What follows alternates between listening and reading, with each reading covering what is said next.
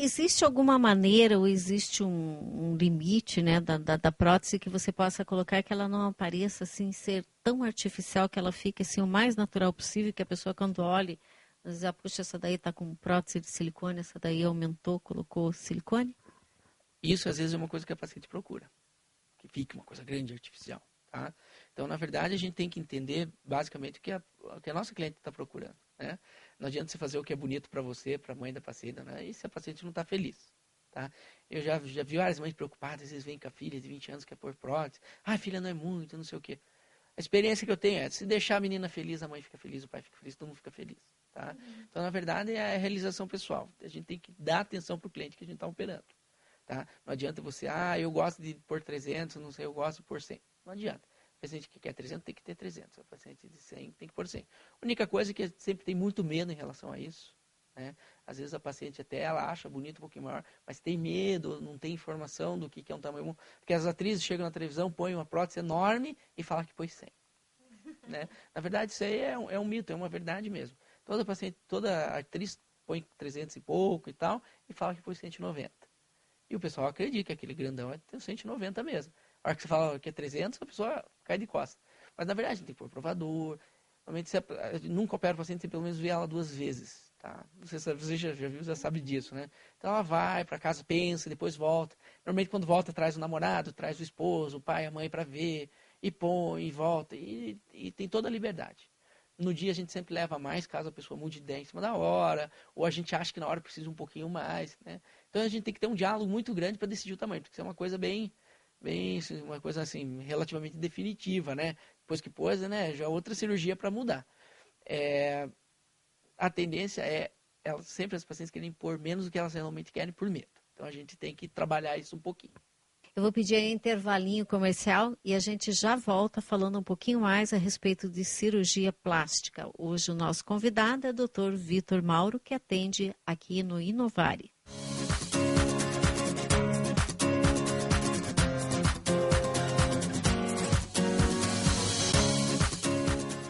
As Óticas Diniz convidam você para visitar sua nova loja em Ponta Grossa, no calçadão da Rua Coronel Cláudio, no centro. É o melhor atendimento do Brasil. Nas Óticas Diniz, você tem laboratório óptico de última geração para oferecer precisão e qualidade na confecção de seus óculos. Profissionais qualificados, além das grifes mais famosas do mundo. E na maior rede de óticas do Brasil, você ainda tem as melhores promoções com crediário próprio muito facilitado. Óticas Diniz, a maior rede de óticas do Brasil. Tá precisando de impressos? Ligue Gráfica Santana 3223-2762. 32 anos trabalhando com rapidez, qualidade e os melhores preços. Na Gráfica Santana tem tudo o que você precisa para a sua empresa ou evento. Rua Rio de Janeiro, 610, Nova Rússia. Fone 3223-2762. Gráfica Santana.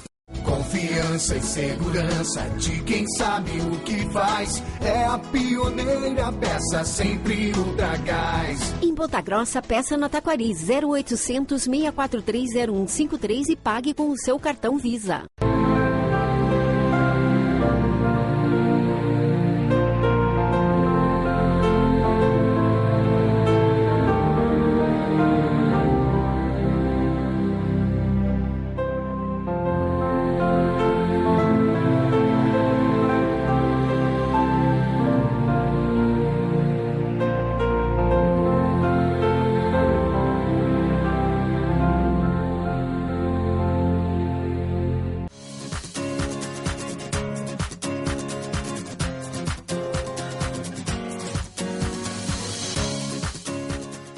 E voltamos agora a conversar com o cirurgião plástico, o Dr. Vitor Mauro, e o assunto que nós estávamos tratando era a prótese, né?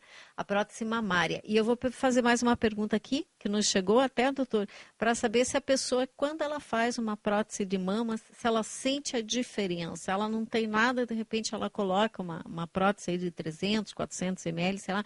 Ela nota esse peso?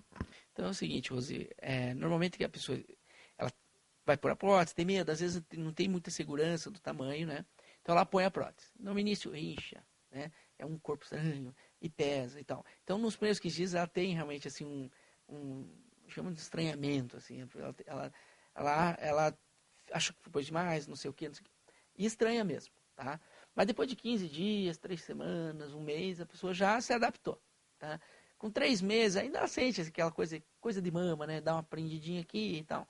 Mas de 3 a 6 meses, se falar que ela não que ela colocou prótese, que ela não nasceu, que ela não acredita. Ela acha que nasceu daquele jeito, porque tá prontinho. E é assim mesmo. Depois que se adaptou, o troço se acertou direitinho por 3 meses, tranquilo. Tá? A pessoa não tem nenhum estranhamento, não. Existe alguma diferença, além de uma cicatriz diferente, alguma coisa assim, mas existe alguma diferença dos métodos utilizados? Onde o senhor falou ali, né? De auréola, embaixo do braço, existe alguma diferença, doutor, ou não? Bom, a via de acesso é uma técnica um pouquinho diferente uma da outra, mas assim, para paciente não tem muita diferença não, tá? Basicamente onde tem a cicatriz, às vezes tem mulher que não quer cicatriz na mama, né? Por exemplo, lá no Rio de Janeiro, eu fiz minha formação no Rio, lá as mulheres preferiam que ficasse dentro da mama mesmo, porque elas iam muito para a praia, erguer o braço, jogar frescobol. Então, para elas, era mais interessante deixar mesmo na areola ou no sulco, entendeu? Para a gente aqui que usa blusa o tempo todo, a gente, na verdade, quem vê mais a cicatriz é o marido, então elas tendem a fugir um pouquinho da mama. Então, isso é muito cultural, do hábito da pessoa. Então, é uma questão muito particular. Eu vejo dessa forma, né? Não adianta você também falar, eu dou as opções, né? Eu deixo ela decidir, explica os prós e contras de cada um, quais os problemas que cada uma dá, né?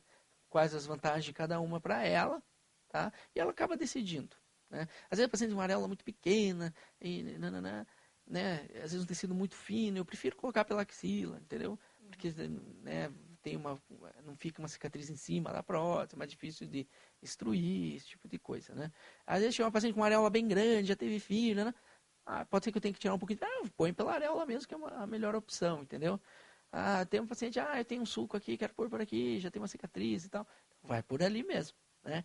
Então, cada paciente tem mais ou menos como assim dizer, tem uma preferência, ou o caso pede aquele tipo, né? Eu tinha uma vez tinha uma paciente tinha um buraquinho, um furo de dreno de um lado. Qual é o lugar da onde faz o corte da axila? Então a gente só ia ganhar um corte, né? Então a gente fez pelo buraquinho onde ela tinha do dreno, que ela fez uma simpatectomia, e fizemos a axilar do outro lado. Então a gente tem que individualizar bem o caso. Eu prefiro que faça assim. Não gosto de receita de bolo. Aquilo ali para todo mundo. Não. Vamos ver o que é melhor para ela, o que ela acha, né? Se a pessoa, até para ela se envolver na cirurgia, ela está envolvida. Eu acho uma coisa muito importante.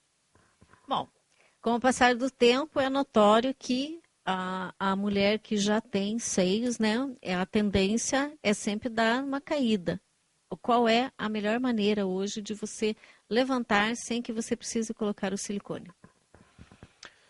Bom, a gente tem as pexias, né, as várias, né, ou seja, a gente remonta a mama, né, se vai durar muito, ou dura que nem o silicone, isso é uma coisa que é pouco previsível, né?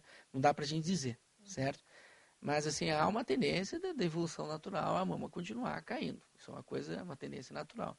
Eu acho assim, que se você colocar uma prótese de silicone, você consegue, vamos dizer, talvez ganhar um pouquinho mais de tempo, né? Às vezes é um pouco interessante, mas isso é para cada caso. Às vezes vem menina que emagreceu, que é nova, aí não precisa de silicone, até não é interessante pôr silicone, porque quanto mais glândula dela você preservar, melhor, porque vai ter filho, vai amamentar, né? Então, nesse caso, eu não acho interessante, né? Agora, uma paciente que teve neném, e que tem uma mama muito flácida, é interessante você, às vezes, esvaziar um pouquinho mais a mama e colocar uma prótese de silicone. Eu acho que mantém um pouco melhor o resultado. Bem, doutor, mas e de que maneira que é feito esse procedimento? Aonde que é o corte se não colocar o silicone? Depende muito do tamanho, quantidade de pitose, esse tipo de coisa, né? Mas é o seguinte, para a mama que está com um volume muito grande, realmente aí você não escapa, tem que ser voltarela aqui e no sulco. Conforme a mama vai ficando um pouco menor, a pitose não é tão grande, você pode ir diminuindo a cicatriz horizontal até ficar uma vertical. A periareolar é uma técnica que hoje em dia o pessoal, quem usa muito para a mama tuberosa, aquela mama que é um pouco mais bicudinha, uma mama, assim, não digo que é patológica, mas é uma mama com um formato muito estranho, sabe? Uma mama com a base pequena e ela mais larga na ponta, tá? Isso às vezes acontece. Para esse tipo de mama é interessante a técnica periareolar, porque ela achata um pouquinho. Então, para a mama que é um pouco mais projetada, achata um pouquinho. Mas, assim, a indicação é pequena da técnica periareolar. Vamos dizer assim, seria mais a vertical, ou uma vertical com uma horizontalzinha pequena, ou caso que é maior mesmo, tem que ser aquela tradicional mesmo, a cicatriz maior.